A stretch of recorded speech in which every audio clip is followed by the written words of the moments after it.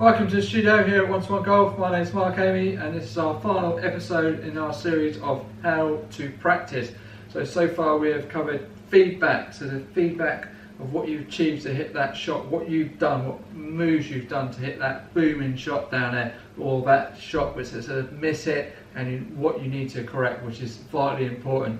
How to practice, so the difference between block and random being the best one. The process of your pre-shot routine that you go through to hit each shot down and to make sure you put that in on your driving range rather than just standing there scraping, hitting, just bashing loads of balls down there. How to use a trailing aid effectively, to not relying on the trailing aid too much, making sure that you use it, get the feel from it, take it away, and then put that into practice, so then when you're on the course you're not lost without that training aid. And then the next one, which is vitally important, is a skills test, to test yourself on that range to see if you're learning rather than just performing on that range. We need to be learning, so then the performance on that golf course will improve. So when you're setting out those skills tests, just make sure you've got one consistent one. So there's always one you can refer to. There's a consistent score that you're trying to beat.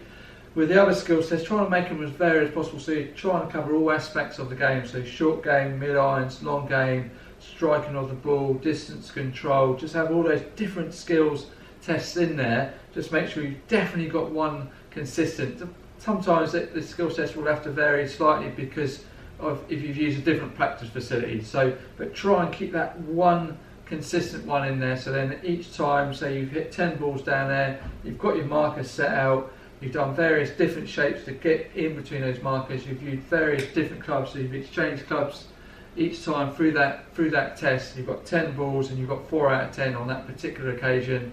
Next time you revisit that, try and beat that score. If you're competitive, you get to that 9th ball and you're still on a score of 4, it will then put a bit of pressure on. So then you're learning rather than performing at that practice facility. So it's very important to make sure you're learning rather than performing. That's the main goal out of everything, is to move what we achieve in the practice to that golf course. So you've got to make the practice a lot harder. If you see any other sport out there, Eddie Jones is a fine example on the England rugby team, that at the England training camp they seem to injure a player every time they go to a camp, and they make it so hard, so physically hard, so when they actually play that game it's almost just a stroll on the park really. It's that idea, you've got to make the practice as hard as possible, so when you get on that golf course it's much more easier, so you're performing better rather than performing at the range and not really learning and moving forward with your game.